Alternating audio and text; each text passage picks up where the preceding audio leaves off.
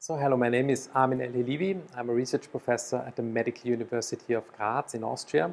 And our research group is doing research in the field of liquid biopsy with focus in understanding how a tumor is shedding tumor particles into blood.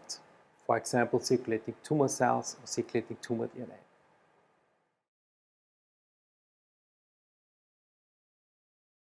So today, liquid biopsies are very much used in a translational research context, but also already in a clinical context. In the translational field, a lot of the liquid biopsy assays are used to better understand the clonal history of the tumor, the changes of the tumor, the resistance of the tumor. The liquid biopsy itself has many components. So it has tumor cells, it has ctDNA, it has RNA, it has proteins, microRNA. So there are many analytes which are in one blood tube. And we are looking now at just a few of these markers, but we find out every day that more information is hidden in each of the markers. What we also look at now is to link the liquid biopsy with the tissue biopsy, because both together are, of course, combined, very important for diagnosis, but also to understand what markers we find in blood. I would say two are very promising. One is the circulating tumor DNA fraction, ctDNA. The other one are circulating tumor cells, CTCs. So very special on CTC analysis is, of course, that you get the whole cell as a living cell. So when we enrich circulating tumor cells, they are viable. We can bring them in culture for short-term culture. So this can be used also to test certain compounds. But what for us is very important is to look at the RNA. So we developed a special in situ approach where we can visualize the RNA in the cells. And then we have the number of cells, we have the expression level of different markers, and we can look at resistance marker, which can only be found in RNA of the cells and not in other fractions of the liquid biopsy.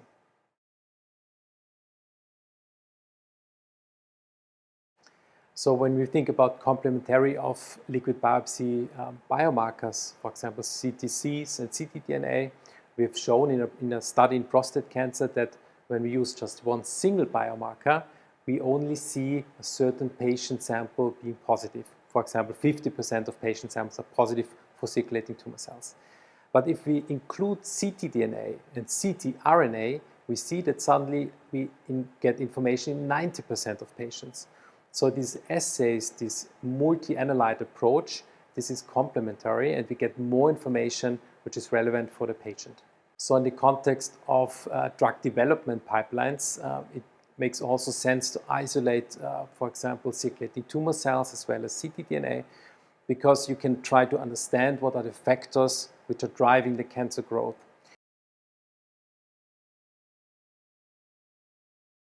A big challenge with liquid biopsy is always the sensitivity.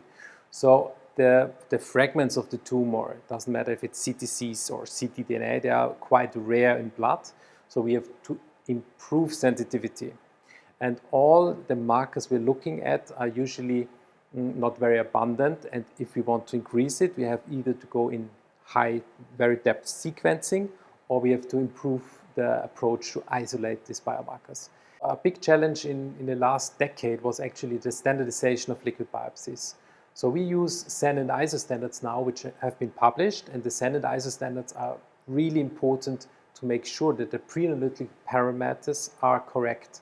That means if a blood sample is taken, we really know at what time it was taken, that the tube was inverted, how long it was standing, if the sample was stabilized, and so on.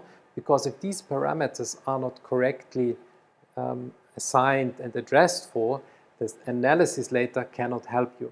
So it's very important to follow SAN and ISO standards which are available to have the best sample to do your research.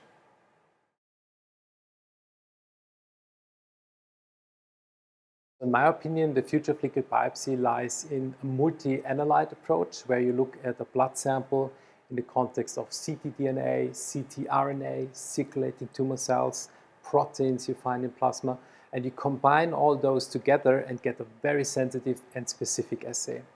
And the overall aim is that we use and translate this to a clinical way that we can improve the outcome for patient care.